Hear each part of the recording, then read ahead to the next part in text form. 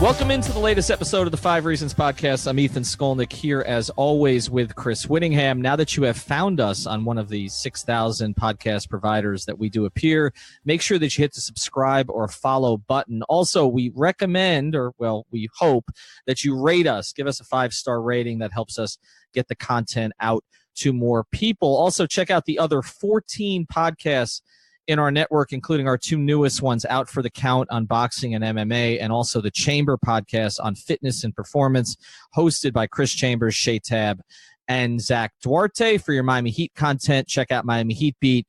And for Dolphins content, check out Fish Tank and 3 yards per carry. Now, today we're going to do an NBA episode. Haven't done one of these in a little while. We're going to talk to somebody who is familiar with the Miami Heat, although he fled from this area about 7 years ago. Our friend Kevin Arnovitz from ESPN. You can also find him at ESPN, the magazine. And you've probably heard about his, because everybody has, his Top Chef podcast called Pack Your Knives on Food, which I think would probably be more interesting to our listeners than anything we're going to talk about today.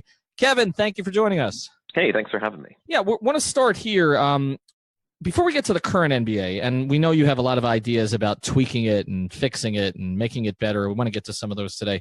But you were here for 1 year in Miami for one of the craziest years in modern sports history, when the ESPN decided to create a Heat Index and send 3 of you guys over here, in addition to Mike Wallace, who was already here, to cover the Miami Heat and that circus. Do you have a couple of memories from that season that always sort of stick out to you that maybe the average person doesn't know?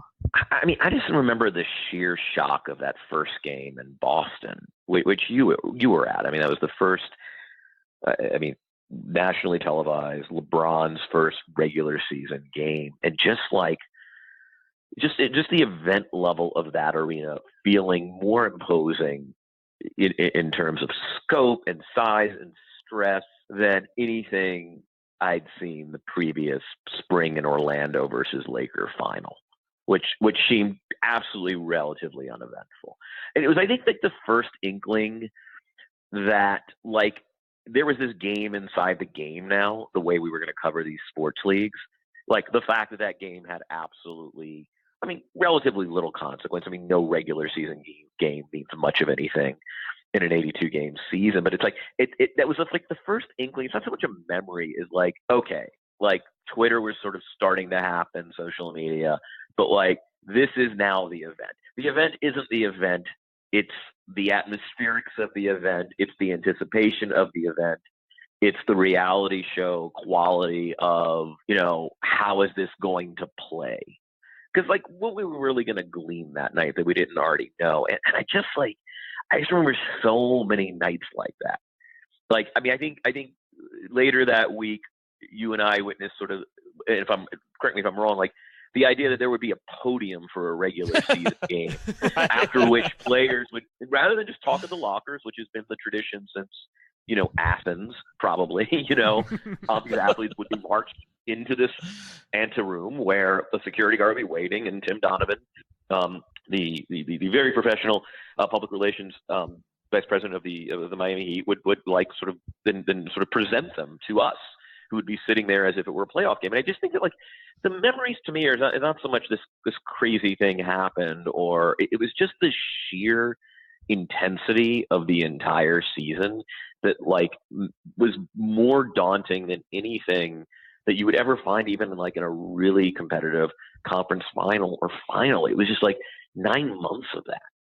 Yeah, I remember so many of those. It wasn't just after games. It was that LeBron and Wade wouldn't do their practice interviews separately. That they had to do them together. So if there would be this big horde in front of them, and if you asked one a question about the other, it was incredibly uncomfortable. It's he's not only is he in the room, he's right next to him, and you're asking LeBron about Wade's struggles with his knee, and there's Dwayne, and so Dwayne's making faces as you're talking to LeBron. The one that I remember the most, Kevin, I don't know if you were at this game. My guess is Wallace or Windhorst might have been at this one, but in Milwaukee. That dunk. Well, not the dunk. Everybody remembers the dunk, and that was. But the first season in Milwaukee, I don't think it would have been that year, because I can't remember what year the dunk was. But they after they did it outside the locker room, the three of them, Bosch actually was with them for that one, which didn't happen often. Like Chris was always sort of the guy on the side, and he was the guy who would stay and talk to you longer. But the three of them came out, and they set up standing mics for the three of them. I mean, it looked like they were like three of the four tops. Like, it was ridiculous that three of them, and then somebody who covered Dwayne in high school came out to ask them ridiculous questions about, I don't know, it was like monkeys or something. It had nothing to do with anything. There were these weird events that happened all that year that, like you said, had nothing to do with the basketball itself. And I don't think we'll ever, I've said before, I don't think we'll ever experience anything quite like that. How much in the view of the two? Go on, Kevin. What's interesting about it is, when I look back now relative to today, it doesn't seem all that radical. I mean, I think what made that season crazy was, again, like by today's standards, it wasn't that crazy. The truth of the matter is, it was just the 0 to 60 of it. Like that actually now is sort of the new normal. Like, even when you go to places like Philadelphia, where these charismatic stars, they haven't even done anything yet. Like this is becoming sort of par for the course. I mean, LeBron's here in Los Angeles, where I live now, and every night is just horrid. You can't even get into the locker room and comfortably, but it was just like that was new to all of us. And I think to everyone, I think to the players, to the staff. I mean, I don't think Spo was like kind of completely it took him a while. Like, what the hell is going on here? And so I think that's what's crazy is like that is now the new normal. It's not that, it hasn't been like that since. Actually, I think it's been exactly like that since, for everything, like politics, sports. Like in some ways, I mean, to me, that sort of heightened this new standard for just saturation, and it became the new normal. Right, and I feel like it sort of serves as the precursor for everything, right? It serves as the precursor for if you don't win a title, you're nothing, and that there's all these narratives all the time and all these stories, and I feel like the NBA has kind of become this ridiculous narrative-soaked entity that I don't think it was before the Big Three Heat, and the Big Three Heat were probably the thing that kind of almost taught the NBA internet how to kind of experience everything. And I feel like now there's a thing every week. Last week it was which Brooks is in the Memphis trade. Like there's all these ridiculous things that happen, and they happen all the time. Yeah, but I think as much as it's not kind of my bag, and generationally we're different, I think a league to survive needs that, because I mean the truth of the matter is the live window between, for me, is 4 p.m. Pacific and 10:30 p.m. Pacific. It's not enough, right? Like, a league can't survive that way. I mean, not when nobody under the age of 30 is actually watching games themselves. I mean, I was talking to a friend whose son is this, quote, huge NBA fan. And so I asked this friend, how do you guys watch games? He's on the East Coast. He's like, he doesn't really watch games. He just loves the NBA. And again, 40-something guy that I am, this does not even compute. What do you mean you like the league, but you don't actually consume the product? And it was just kind of explained to me, and it's what you say. It's the narrative. Like, I think one of the reasons I think the NBA is succeeding, whereas I think, baseball might be in trouble when you start looking at the median age of, the All-Star game viewer for baseball is 58 or 59. I mean, don't quote me on that. But is the fact that you do need the sort of other 19 hours, 18 hours of the day consumed by something. And so you're talking about this Veep subplot of a trade where they get the last names wrong, or whatever the most provocative thing one of the 20 biggest stars in the league has done on Instagram today. Or how does Devin Booker sort of avenging a tweet from Enes Kanter from last year, and it just sort of feeds the beast. I mean, the truth of the matter is our lives depend on it too. I don't know that there's enough interest in what you and I see between 7:30 and 10, and then kind of transmit to someone who can pretty much go online and read the box score and see the game flow and take one look at the win probability line and be like, wow, that was kind of a crazy game. I mean, and we can sit there and do some AP style recitation of the box score or 5 things we saw or whatever. But I don't think that the kind of industrial complex survives without the narrative soaked sort of atmosphere that you spoke of, as much as it's kind of oddly annoying and just it does sort of feed the beast. Well, and to that point about this being round the clock, I mean, I remember distinctly being at a Whataburger drive-through in Dallas in 2011, where just scrolling Twitter and people are talking about, the next game at 2 a.m, Dallas time, and then all of a sudden there's a tweet for LeBron, now or never. I mean, this is 2 a.m, like Central Time, while all the writers are out. He's up, tweeting now and never before, and it ended up being, never, at least for now, because it didn't go so well that next game. But it's a round the clock enterprise. What I've always said that I found kind of fascinating about the way that you guys covered that team that year, because I was alone. I was with the Palm Beach Post, and I had no backup, and I covered, I think, something like 80 out of the 82, plus all the playoff games. It was one of the most taxing. Bless your heart. Yeah, one of the most taxing but rewarding years of my life. But what I found was, what was interesting was, I don't know if you guys did this on purpose, and I know you had something to do with the editing and all the rest of this, but the 4 people that you had, to me, covered the 4 distinct things you need to cover in the NBA now. So I always looked at you as kind of the strategy expert, okay, that you could break down a play, you knew what was going on, you could have an intelligent conversation with Spo about that in a way that some of us could not. You had Haberstroh, who was the numbers analytics expert, which was kind of where the game was moving. You had Wallace, who was really good at sort of getting inside the personalities and getting to know the players. And then you had Windhorst, who was sort of the transaction expert, right, knew what was going on around the league and what might come next. And so I actually tried to use that as a blueprint, because I'm like, I need to do all 4 of those things by myself, because they have somebody who's really good at each of the 4 of them. And so in some ways, and I think Pat Riley spoke to this, I think after that first season, or even after the second season, he did something strange, which is he praised the media. He talked about how good the coverage of the team had been, and that the coverage had really advanced from where it had been.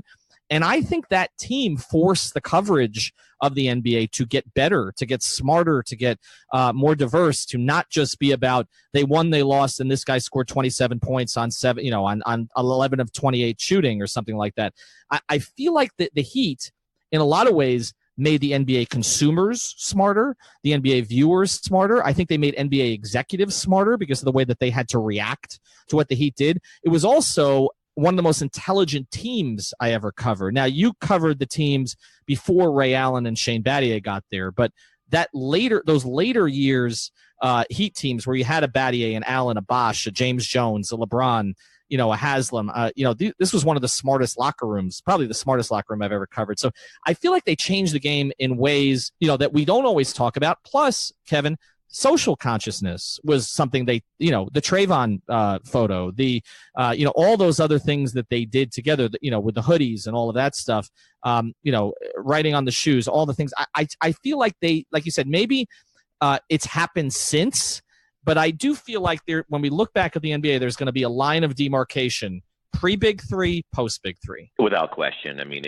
and also I do think, and I've said this a lot, that kind of the self-determination of the NBA player. I mean, I think this notion prior to LeBron making that decision was, the power rested in the league with these owners and in a case, maybe a Pat Riley type, sort of these luminary GMs, and they decided the balance of power in the league. Yes, the players themselves, and their relative skill and quality determine who won and lost basketball games. But in terms of the way power was sort of exerted, it was, an owner, it was a GM making a big trade or a big signing. And I think, and it kind of goes part and parcel with your kind of the social dynamics, but, LeBron and those 2 guys were like, no. We'll decide where and how and why we want, to play. And I think, obviously Riley made this great pitch, but from then on, it was that, where do I want to go? And I think it totally flipped that whole power dynamic where players are now in charge of their own destiny. And if I want to take less and play with this friend of mine, or I want to go there, or I want to ask out a year ahead of my big summer free agency, I can do that. And and it won't even be a source of resentment. Now it's just business. I have every right to be as transactional in my thinking as a player that any owner or GM does in their thinking, because I drive the value of the league. I am the player. I always like, and Michelle Roberts in some ways I think was sort of calling back to LeBron and that team a few years ago, and she said, look, I mean, these owners are ultimately are kind of replaceable, right? Like, you just take one rich guy, flip in another, the league doesn't change. You take away a LeBron, the league is completely impoverished, right? So, and that's not about kissing LeBron's ass or anything. I mean, it's just a matter of fact that I think this was the moment we all figured out that the players drive the value of the league. And like, we always known that, but like, just it was put on display every night. We'll get back to our episode here in a second, but first want to tell you about our patron feed. If you're getting all of our free content, you know that you need more. So what we've done is we've tweaked our patron feed a little bit. You can find it on Podbean, which is a free app that you can get on the Apple App Store or on the Google Play Store. Basically, just go there and download Podbean for free and then subscribe to our feed. It's $3 per month. We're not going to give you a ton of long episodes there. We're going to give you our commentaries. We're going to be immediate. Goran Dragic is out for 2 months. I did a commentary yesterday. We've got a Heat-Lakers game that was compelling. You'll hear a commentary from one of the personalities in our network. So get to know our personalities. We're putting a ton of content on there every week, on the Heat, on the Dolphins, on soccer, on youth sports, on everything. So check it out. Go to Podbean, download the app, and then subscribe to our patron feed. Also, Chris, I want to tell you about one of the great sponsors of the 5 Reasons Sports Network, and that is BetDSI.com. All you got to do is go to BetDSI.com and type in our promo code. That's Reason101, no S at the end, Reason101, and you'll get your initial deposit matched up to $2,500. What are we looking at this week? Well, the NFL does a great job of creating new gambling windows. So if you're sitting around on a Saturday afternoon and you fancy a bet on Titans and Washington, Titans favored by 10, go on and do it. Obviously, you got bowl games going on all throughout the week. We're deep in the middle of bowl season. You wager on that. You've got the Dolphins on Sunday. They are 4-point favorites against the Jacksonville Jaguars on Sunday. So lots to gamble on every night in the NBA. You got futures as well, all kinds of great stuff. And check it out again, BetDSI.com.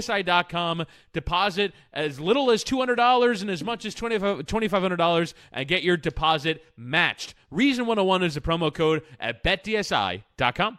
So what do you make of the fact that now Pat Riley, as one of the luminaries, one of the guys that are sort of the grand architects, is kind of struggling in this new world to really put together a team that has those kinds of players that are going to, enter pre-agency, as it's been dubbed, and kind of take control of the team? That he has a team right now that has none of those players, and while that might be sort of easier for him to control, it has his team a little bit threadbare in terms of talent.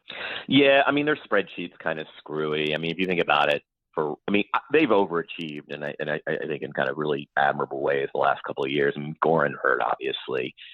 I mean, it's just not going to work. What's more troublesome, I think, right now is they have like $55, $56, $57 million next year committed to guys with options. So they don't even control sort of the fate of their budget. It's Goran, it's Tyler Johnson, it's Hassan Whiteside, each with player options. They haven't found any. I think there was this notion that, Miami's great and they're palm trees and it's championships, and it's a really culturally sound organization, which it is. Certainly every third year or so, some big free agent will say, yeah, that's where I'm playing, because, hey, the Lakers are already committed to, and somebody's already in this city, and the Knicks are a disaster. And yeah, Houston's already kind of got their core, in Dallas, maybe not. But Miami will always kind of be one of those 6 teams that can always get the meeting.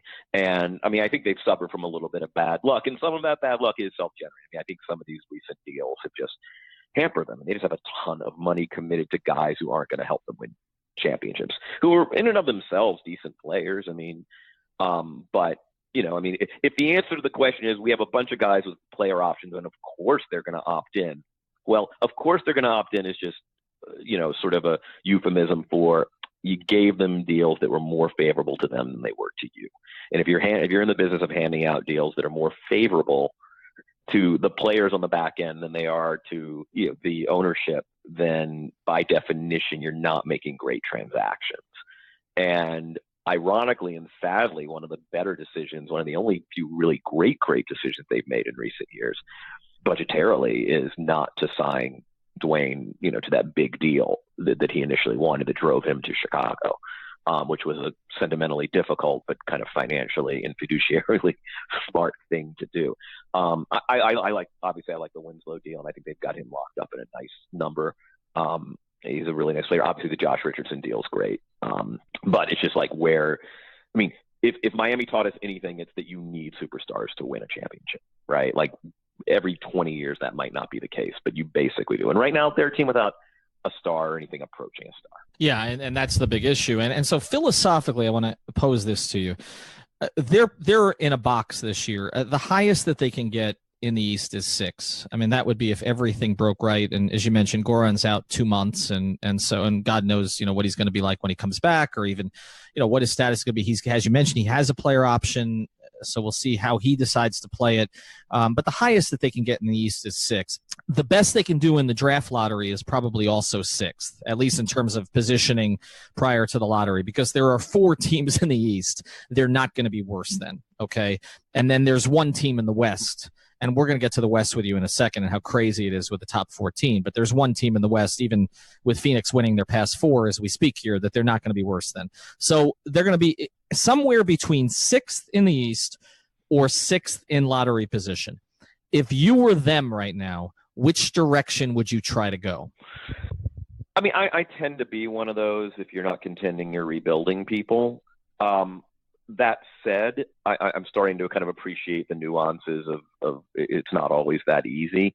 I mean, first of all, there's this one problem, which is like Justice Winslow is not going to do anything other than play 110% every night. Josh Richardson is not going to do that. Like Rodney McGruder, they have a bunch of guys who play really hard for the most part. I mean, they have a couple guys who don't necessarily play hard, but most of their team just exerts maximum effort. So and the other thing is, one of the things with that budget next year and sort of, looking at everything they've committed, it might be a case where what if there is a big free agent who is sort of lured by Miami geographically, no tax, a really well professionally run organization. I mean, the Heat are still the Heat, and in the imaginations of players and agents and anybody who knows this stuff, it is like it's kind of where you can find your best self as a player. And I mean, the fact that a lot of these guys have overachieved that we're talking about is something that. But okay, so what if they can get a marquee free agent, but now they need to move off Justice Winslow's money or Josh Richardson's money and to create whatever gymnastics need to be created on the spreadsheet to make the room to get the guy. Well, you want Justice to be the best player he can be right now, right? Like you want Josh Richardson to be winning basketball games in the fourth quarter because the value of those guys, I mean, those are really favorable contracts. I mean, they were in the hunt for Butler. I mean, if Josh Richardson isn't Josh Richardson, if he's just some schmo, they're not even in that conversation. And it might come to the fact that they can package some nice players who are young, aggressive, two-way guys on favorable contracts. Imagine Winslow in Richardson for something. That opportunity may or may not present itself. So on one hand, I'm generally pro tank because what are you playing for? To be the sacrificial lamb in the first round? I mean, granted those 3 dates or 2 dates can generate a few $1 million for a team like Miami in terms of home revenue, but I'd rather have the pick. At the same time, I want the guys that we're talking about to continue to enhance their value. Because the truth is, as well as I do, even to the average, reasonably decent NBA fan, they couldn't pick Josh Richardson out of a lineup. And I think that guy's a really good player. And he's one of the few assets the Miami Heat have in terms of their balance sheet, he and Justice, at good deals long-term, locked up at nice numbers. But one of the things I really like listening to you when you go on Zach Lowe's podcast about is that you aren't, obviously someone who's just focusing on the top teams. You have thoughts on all 30 teams, and you're watching all 30 teams. When you watch Miami, I think one of the things that I've been a bit surprised by this year, obviously they've had the poor injury luck, but I think there are times where they look even worse than what I had expected for them for this year. I kept joking when everyone was kind of looking forward to Heat season that they'd go 43-39 because that's just who they've been. But they've at times this year been worse than that. When you see Miami, where do you see the areas that they're deficient? Talent. I mean, let's just step back for a second, okay? Sure. Who is the best player on the Miami Heat? Well, when he's healthy, it's Goran Dragic.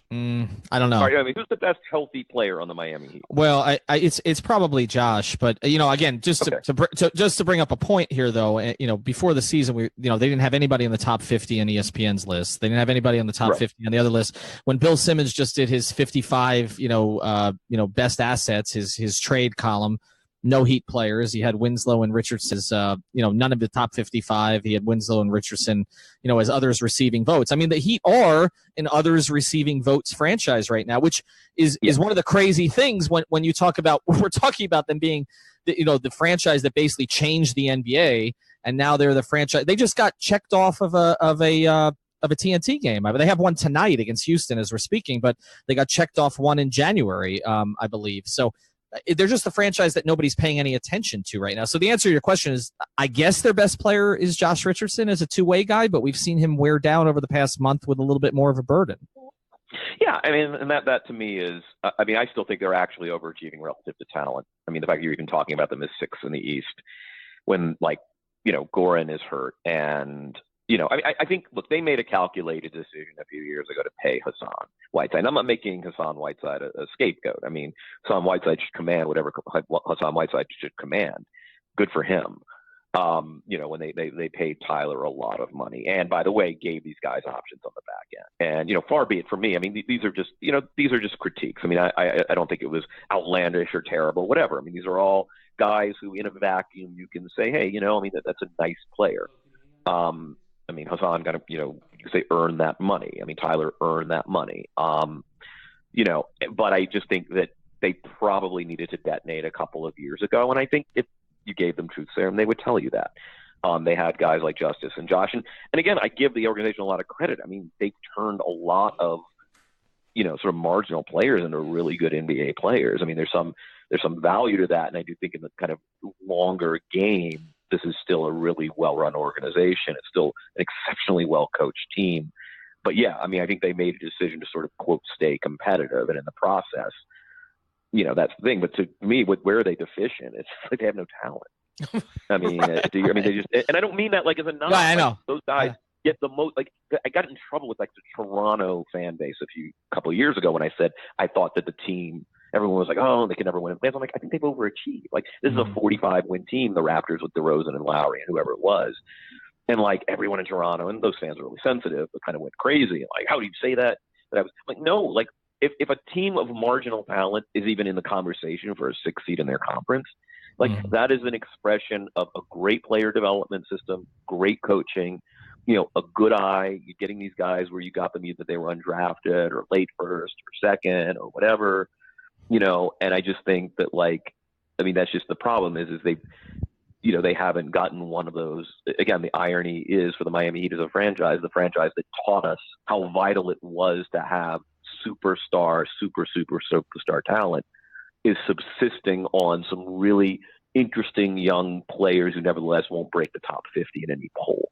Mm-hmm. Yeah, no, that's the big problem. And what you mentioned here about, that we're even talking about them as a 6th seed in the East, I mean, a lot of that is just circumstantial because, well, the East, right? So I want to get to that with you too, because as we're talking here, all right, the Western Conference has 14 teams between 21 and 9, which is the Nuggets as we're speaking, and the Wolves, who are 14 and 17. So you've got 14 teams separated by 7.5 games. So 2 questions on this, Kevin. One, why is this happening? Because the West has been competitive, but not to this level where there's parity in it being competitive. It's been in recent years, the Warriors and then a couple of challengers and then some teams kind of that are pretty good, and then it falls off. And this year it hasn't fallen off.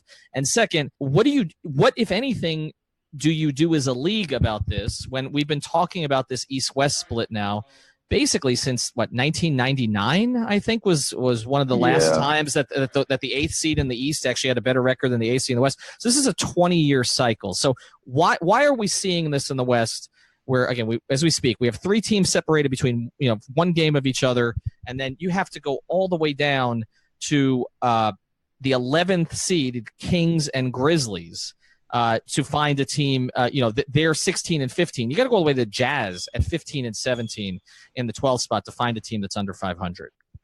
Right. So, I mean, there are a couple different questions. I mean, one is why does this keep happening? And I just think that there's sort of a concentration of very well-run organizations in the West just by sheer chance. That's geographically where these, like, well-managed teams are. Number 2, I would say this. Yes, there is this imbalance, but I don't think it's unfair to say that 5 of the 6 or 7 best teams in basketball right now might be in the East.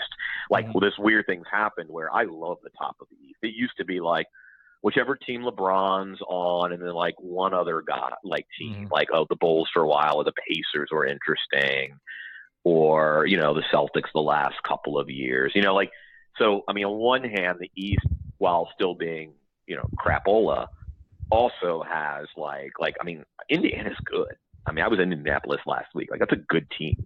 And I mean, I think it's fair to say if you're 21 and, you know, they would be, you know, in that sort of Thunder, Warriors, Nuggets mix in the West. So the good news is, like, the 1 through 5 situation in the East is very nice. Like, why is all the crap concentrated at the bottom in the East? Like, it's so unsatisfying to say it, but I just think it's sort of just coincidence. I mean, obviously, I would say this: the East is not helped by the fact that the Knicks, who should be this powerhouse, like, by virtue of market, venue, you know, name and everything, like Chicago too. Right, Chicago. Like, so you have these the 2 biggest market teams in the East that should, by reputation and by their command and the fan imagination and player imagination, should be awesome, right? Like, we should never look up, and like the Chicago Bulls should never really truly have to rebuild or suffer more than a couple of seasons of decrepitude, right? Like the Knicks should not be hellacious forever. And so that hurts, right? So on one hand, you've got like the teams that should be anchoring. You know, the Heat are sort of in this sort of weird phase. And even though it's not one of the biggest market teams, it's a pretty big market. And in terms of sort of kind of charisma, it's a big market. So I do think there's that, like the Nets, right? Like, they should theoretically be better. And I think they will be. Like, I think in 10 years, like, the Nets will be a place people want to play and a really good organization and all that. But like, so I do think it's sort of somewhat of a chance where you have like Oklahoma City should be a crap, like, right, like, who wants to play there? Small market. Oh, but it's run by Sam Presti and an ownership group that knows to get the hell out of the way. So like, the Thunder are kind of permanently good, right? Like Portland. Okay, never going to be a world beater, but just every year you look up, they win 48 games and they're really solid. And we, you know, are part of that conversation. Why? Well, because ownership has always been willing to spend beyond the tax, and, you know, they've got a good GM, and, you know, they drafted a couple of guys from small schools who ended up being like this great backcourt. You know, the Spurs. I mean, San Antonio, Texas should not have a great sports team, right? But you have a 25-year reign of, so they're in the West, and just by virtue of chance, and, you know, who knows if you know, Greg Popovich had ended up at the Indiana Pacers or with the Atlanta Hawks, we'd have a different conversation, you know. So I do think that some of it is just kind of the luck of really good management and ownership situations have landed in the West, whereas it's been a clown show in Atlanta with, you know, with the Levinson ownership group, and now they're sort of recovering from that. You know, Detroit just hasn't really done anything since, you know, Larry Brown and that era. You know, the Wizards are a clown show historically. I mean, how many conference finals have they been in? When's the last time the Washington Bullets or Wizards was in a conference final? Well, that's like the 7th largest market in this country. Like, the Washington, D.C. area should, by all virtues, have a great NBA team, right? Just what that market is. Like, in terms of imagination, in terms of demographic, in terms of, I mean, how the hell does Washington not take advantage of like the Obama years to build a winner in Washington? Can you imagine like how cool that would have been with like, oh, you know, baller in chief at like Wizard conference final games? I mean, come on, like, they screwed that opportunity up. You know, so it's like, you know, it just, so I think a lot of it is just weird coincidence that we happen to have a league of 30 teams where managerial talent is distributed oddly in places like Texas, and like, you know, markets like Salt Lake and Portland are just really competent, even though they're tiny. And you have markets like Washington, Atlanta, New York, Chicago, which can't get out of their own way. And it's just a total fluke. All right. So in terms of those East teams, which of them do you trust the most right now, and do you think any of them have a real chance of beating Golden State? I mean, I think they have a marginal chance of beating Golden State. Also, Golden State's nimble. I mean, but they're also brittle, and Curry we've seen is not gone the last couple of seasons. What if one of those injuries happens in an April or May situation, right? Like, what if Draymond gets hurt? So I think injury, they're just vulnerable enough that an injury could really make them vulnerable in a final series. I kind of trust the Raptors now with Kawhi, just because I just think in terms the upgrade over DeRozan is just not spoken about enough. Like, it's the same team last year. No. Like, they didn't swap out an all-star for an all-star.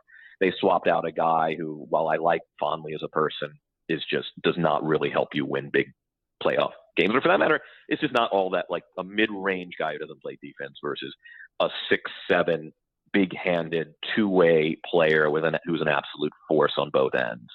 And by the way, have gotten just deeper and deeper and deeper. Like, Pascal Siakam is almost becoming this Draymond Green kind of Swiss Army knife. And like, as we're watching, right, Fred VanVleet last night was just incredible in Kyle Lowry's absence. They're just really deep and really, really, really good. And they kind of know who they are, and they're good on both ends. So I trust them. I think Boston, when it's all over, is going to be really good, tough. They're going to be a tough out. I mean, they're just kind of figuring it out. And I know they lost a stupid game last night when they had like nobody over 6'8" available to play for them. But I do like them, and I just think the Bucks are really interesting. I don't know what it is, and it's just being around Giannis, and I just spent a week with them. But like, that's a team, and it's the returns. It's too early to completely appraise them one way or the other. I just like, give me a top 3 talent who's uber competitive. Give me a system that works. They play on both ends. They've got good size and length. Like, I just think they have closers beyond even Giannis. Like, I just think it's like just being around them, they just feel competent. Like, it works. There are no putzes in the locker room. Like, it's just kind of, and I know it's Milwaukee and it's hard to hit our hand around the idea that they could be a contender because they've just been the Bucks for so long. But like, I just kind of believe it. And if you told me they were representing the East in the finals this season, I wouldn't blanch. Like, they might be the best team in the conference. Kevin, you said top 3 player for Giannis. So right now, who's the best player in the game? Well, I mean, it's that old question. Like, LeBron's the best player in the game until otherwise, right? Like, is the question one game? If the question's one game, it's LeBron, right? Mm-hmm. Until further notice. And there will be further notice. Like, the guy's going to get old. At some point, he is going to age, theoretically, at least. You're talking about, hey, a seasoned body of work, possession by possession, doesn't need to take any time off. Like, Giannis and AD and Steph, if he's healthy, is sort of an asterisk, right? Like, I just think like that sort of group, but I just think Giannis is there. Like, in terms of if the definition is durability, two-wayness, what you can do, 8 in the shot clock, everything else is sort of all hands on deck. You need, I just think, and I know he can't shoot from distance, and the crazy thing is, does it even matter at this point? I mean, obviously it will matter, and in the playoffs, we're not going to guard him. The thing is, if you don't guard him, he'll just take the one step and go to the bucket. I mean, this isn't Rajon Rondo or Tony Allen here. You don't have to guard them. Like, yeah, I guess you have to account for the fact, you can, but that's the thing with Giannis, is it doesn't even matter that he can't shoot from 20 feet, like, or 23 for that matter. So, but that's kind of fascinating to me, Kevin, because we're in a game where everybody's shooting threes, right? Like, Houston made, as we're speaking, where they make 26 threes last night. I think they took 50-something, 56 before they come into Miami. And you have 2 of the most dynamic players in the Eastern Conference, who both might be starting in the All-Star game, who can't shoot at all. Giannis and Simmons cannot. I mean, Simmons won't even attempt it. At least Giannis seems to be doing it just for the hell of it, like to shoot 14% from 3, but okay, I'll take 1 or 2 a game just to keep people honest. Simmons doesn't even at all. How has this happened in a game where the entire league has moved towards, 50% of our shots are going to be 3, and then you still have 2 of the most dynamic, and I know Simmons is not at Giannis's level yet, but he has a chance to get there ultimately, as young as he is. How is that happening? Well, I mean, so, if you ask Brett Brown this question about Ben Simmons, he'll just say, look, it's LeBron the first 2 years of his career, right? Like that guy couldn't shoot. I mean, the idea that LeBron would fire up a three-pointer in 2004 would have just been unthinkable. And that this is the trajectory. Like they're in the evolution of a guy who learned to be a good 38, 39, 37, 38, 39% three-point shooter. There was a moment where he couldn't shoot. And yes, more proactive guys come in the league and can shoot, but Ben isn't there yet, and he'll get there. And it'll happen over time. It'll happen over a 10-year period like it did for LeBron. I mean, that's what he would say. I mean, this whole LeBron step-back thing is a relatively new thing. I mean, I don't even think in like his first year in Miami, he was doing a hell of a lot of outside shooting. So that's what Brett Brown would tell you about Ben Simmons. I mean, I think Giannis, I mean, it's a work in progress. He was like 27, 28%, which is terrible. Let's not kid ourselves, but 28% is not that far from 35, 36, right? Like Paul Millsap, Al Horford, these guys who kind of did it over time, who are of kind of power forward size, that's on the trajectory, and he just hasn't been there this year, whether because he's, for whatever reason, but it's still, I think he'll get to be, I think Giannis at some point will be at 35, 36, that acceptable Mendoza line mark of, okay, this guy can hurt you if he's left unguarded. 3-point shooter. The thing about the difference between Philadelphia and Milwaukee, and why I like Milwaukee more than Philadelphia, is Milwaukee's like, okay, he can't shoot. All right, but you know what he can do? He can pass better than anybody, and we're just going to surround him with nothing but 3-point shooters. Like every single guy on that roster, and I mean every single guy on that roster, from Brook Lopez, Splash Mountain, to Ersan Ilyasova, to every guard, every wing, Sterling Brown, doesn't matter, can shoot a three. And so if you converge even for a second, so basically you have a choice. Play him one-on-one. So, yeah, he can't shoot the three. He doesn't have to necessarily, because the minute you stunt, the minute you help, he will find that guy who can. And that's what's brilliant, I think, about a Budenholzer system, is that it is a system, right? Like, if you compensate here, they'll find it. In Philadelphia, other than J.J. Redick, Butler's not a great long-range shooter. I know he hits some of these big shots, but whatever. Like Embiid, yeah, he's got some stretch for a big man. He's still like in the low 30s, right? Like, it's just not a great. I mean, obviously, the less we talk about Fultz, the better. But like, there's just no one on that team that really gives them. And whereas Giannis, they go out and basically say, okay, this is a problem theoretically. Let's just address it. How do we compensate? And they just go out and basically make sure their 2 through 12 guys all are really good shooters. I think Philly are just short NBA caliber players that can, play in a playoff game at this point. If you look at just their minutes distribution, playing Mike Muscala regular minutes, and just the guys they're bringing off the bench, it's just I don't think that they have enough good players. But a team that you could have maybe thought that going into the year was the Los Angeles Lakers, and you're out in LA, and you mentioned the circus of being there. And Eric Spoelstra the other day was talking about how every year you can pencil in LeBron for 26, 7, and 7 this year. It's 28, 8, and 7. He's taking more threes than he ever has in his NBA career. You mentioned how in Miami he got to a point where he's shooting them efficiently, but he's never shot at volume like this. What do you make of the way that he and they have come on since they started poorly? I mean, it's not a huge surprise, right? Like a LeBron team is hanging around 4th or 5th and is going to win 60% of their games or more, right? Like that's pretty much been the formula. So there's no, for all of the supporting cast, I mean, after Kyrie left Cleveland, that wasn't exactly, great last season. And they got to they won a conference final. So I think one is he's shooting more, and I think that's as much an expression of conservation as it is proficiency, right? Like it just takes less effort to fire up a three, and the guy works at it, and he's gotten pretty damn good at it. And, every mile or drive that is spared when you can kind of get a decent percentage shot from three is a little more in the tank for when you actually will need to sort of, put your head down and put the ball on the ground and go.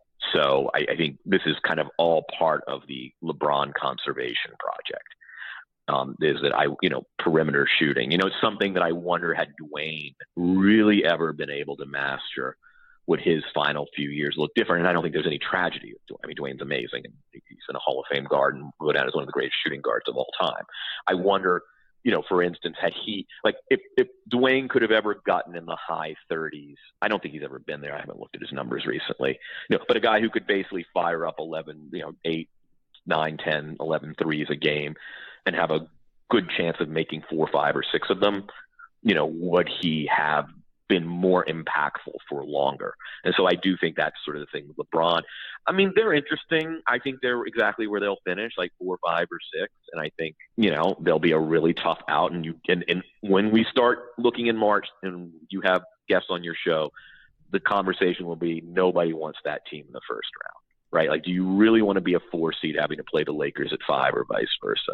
And the answer is going to be absolutely not, when you could get Denver or whoever ends up sort of sneaking up there, or Portland figures out how to turn it around or whatever. Like, I mean, the Lakers are just going to be ridiculous out because of LeBron. But, like, I think they're also a top 10 defensive team, which to me is the most interesting thing. They're not a great offensive team. The pieces are a little awkward. But, like, somehow, some way, they've been kind of a number 10, 9, 10, 11 hanging around there defensively. And, like, that to me, for all Luke Walton and all the crap he's gotten, like, look at the personnel and look at the overall performance. And they defend without fouling. They are not a bad one-on-one defensive team. It's a little sketchy when it gets into kind of team concepts, but by and large, it kind of works. And, like, to me, that's been the greatest surprise. So let's go to the big story that's going on with the Lakers, which is never about now anymore. It's always about, okay, who's next? So this week, LeBron said it would be pretty awesome, basically, if Anthony Davis came out to Los Angeles. And so, everybody started to get the alarm bells on that one. But Anthony Davis has never publicly asked out. So how do you see that situation playing out? And if you were another team, would you make a move for Davis now? And if you're New Orleans, do you move him sooner rather than later if you have a fear of losing him? Well, all right, so the free agency is the summer of 2020. So they've got till they can do this next summer. If Davis says to them, hey, we gave it another shot this year, we crapped out, I want to let you guys know my intentions to be elsewhere, when my deal is up in 2020, then I think you can. So there's no hurry. They don't need to do this today. Furthermore, the team that is going to have the most attractive package most likely is the Boston Celtics. Problem is they can't trade for Davis while Kyrie's on their roster because of a weird, again, the usual CBA technicalities that you can't, I guess, trade for two different, not the Supermax guys, and this is where I'm not Kevin Pelton and wish I was, but the guys with that designation, right? And so it's a little bit tricky there. Right, they'd have to move off of Kyrie if they wanted to trade, and I don't think Kyrie it doesn't make sense for the New Orleans to trade for a guy who wouldn't sign there long term, right? Because he's a free agent. So I think the answer is it will happen this summer, and but LeBron is very calculated, as we all know, and let's think of it more as an invitation than an expression of desire, right? Like, it's just kind of, I think it's probably somewhat coded language to the Lakers, like, hey, you've been really conservative. You're not going to trade for Kawhi. You're not going to trade for Paul George. These guys will come in free agency. They always do. Except that they don't.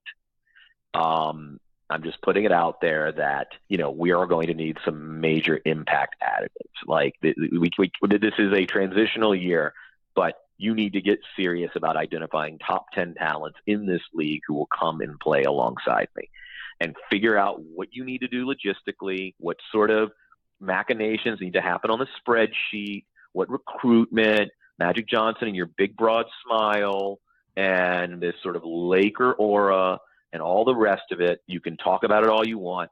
We need to execute transactions that get top talents here. And I think that's what LeBron was saying.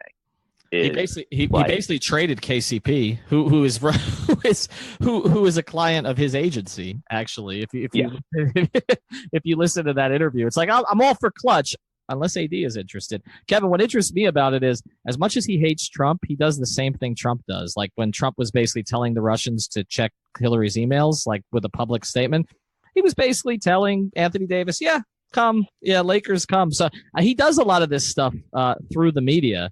He always has. It's always telegraph language. Yeah, and look, I mean, this is not using media platforms for personal agenda is not a partisan skill. It's certainly not limited, and it far predates any of this. But I mean, that's what's so interesting about LeBron, and going back to the earlier conversation and self-determination of the athlete, and sort of we're in control, you're not in control, is that. Yeah, exactly. And by the way, I don't have any look. I mean, I feel for AD, who has to go and answer Zach Lowe's questions yesterday. Like, well, how do I feel about this? I'm just worried about my team. I mean, that's between AD and LeBron. And I suspect, and I don't know what kind of guy AD is on this problem. I mean, I would be like, dude, just can I not deal with this in Milwaukee on a Wednesday night? Thank you. But I do think that, like, he's got a point, right? Like, there is this Laker exceptionalism that the Buss family and Magic, and by extension Pelinka, kind of engage in. Like, we don't need to trade for Paul George. Now, I don't know that trading for Paul George, we can debate whether that would have been the right or wrong thing to do. But the thinking was, he'll come here when it's time. Why do we give up assets for a guy who wants to sign here? Well, he didn't. Kawhi, why give up assets for a guy we could just sign in the offseason? And they're all indications that actually Kawhi doesn't prefer the Lakers necessarily. We'll see. But and so you keep getting into these situations. And by the way, if you want to take a guy like Brandon Ingram, who I'm still a fan of, but is really struggling, and I'm starting to lose a little faith. There's something to be said that he had a lot more value 5 months ago than he does today. Mm-hmm. And so I just think it's LeBron's way of saying, like, I did my part, which is sign my name on the dotted line. You guys need to do your part now. I can recruit, I can do this. I'm still my presence alone is my part, right? You get to basically go and tell talented basketball players, you want to play with LeBron? Okay, that's my part. Your part is getting the work done. And I'm not suggesting he's frustrated, but I do think it's his signal, and I don't blame him one bit. They did a great job luring LeBron James there, and you can credit was it the Lakers' legacy? Was it their brilliant management, or was it the city? Like, they get to take credit for it. Congratulations, Lakers, you did it. You got LeBron to LA, and if that was the goal, that's great. But the truth of the matter is what else really have you done to better your basketball franchise since signing Kobe to that terrible final contract that they kind of had to do, right? And the answer is you haven't drafted exceptionally well. Kuzma's been a nice find. Lonzo's going to be a decent player, but I think he will not justify the 2 pick, right? Like, you have this ragtag group of one-year free agents. That makes sense because you're keeping your cap powder dry. I get it. But, I think it's LeBron's way of saying, don't stop taking victory laps and talking about the restoration of Laker glory, and start doing things that the smarter management teams in the league know how to do. Mm-hmm. Like the Heat used to do, which I think is a good place to close this. Follow him at Kevin Arnovitz. Also check him out on ESPN, ESPN the magazine, and of course, Pack the Knives, which is a podcast. I'm sorry, not just pack anyone's knives. Pack Your Knives, which is a podcast about Top Chef. Kevin, thanks for joining us. Really appreciate it. Hey, thanks for having me.